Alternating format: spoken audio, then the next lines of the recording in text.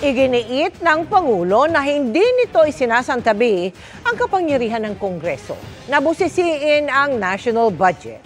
Pero ang giit niya, tungkulin ng ehekutibo na isulong ang mahalagang proyekto ng administrasyon. At kaugnay naman sa usapin ng katiwalian sa mga flood control project, may mga hawak ng pangalan ang Pangulo.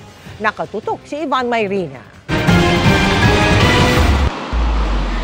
Sa magkakasunod na pananalasa ng mga bagyo at habagat bago matapos ang buwan ng Hulyo, naharap sa paulit-ulit na problemang baha ang maraming lugar.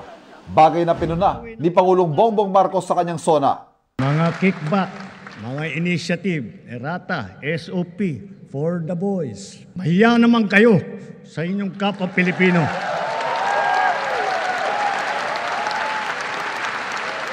My first question on... Kaya tanong ko sa Pangulo sa aking panayam para sa kanyang podcast. Sino ho nga ho bang pinatutungkalan ninyo dito, Mr. President? They know who they are. Meron naman dyan talagang mga notorious. Matagal ng ganito ang ginagawa. I'm sorry, but they will have to account for their actions and they will have to account for the expenditures that they have made na hindi natin nakikita kung ano yung naging resulta.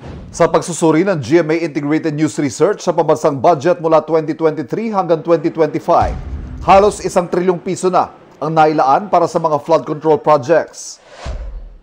Bukod sa flood control projects, sisilipin din ang lahat na iba pa mga proyekto ng gobyernong pinagkakakitaan ng mga tiwaling opisyal at mga kasabwat na kontraktor.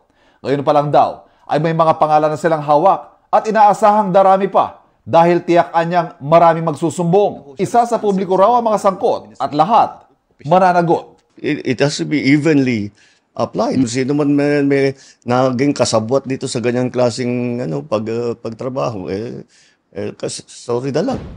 Paninindigan din daw ng Pangulo ang binitiwang salita noong SONA na hindi niya tatanggapin ang budget na hindi naayon sa kanyang nais na mapondohan kahit pahumantong sa isang reenacted budget. Bagamat kinikilala niya ang kapangyarihan ng Kongreso na busisiin ang budget, tungkulin din daw ng ehekutibo na maisulong ang mga mahalagang proyekto ng administrasyon. And the worst part of this all, yung napupunta, kuminsan yung mga project na hindi maganda, napupunta sa unappropriated. Ano yun? Utang yun. Nangungutang tayo para mangurakot itong mga ito. Sobra na yun. Sobra na yun. Para sa GMA Integrated News, Ivan Mayrina, nakatutok, 24 oras.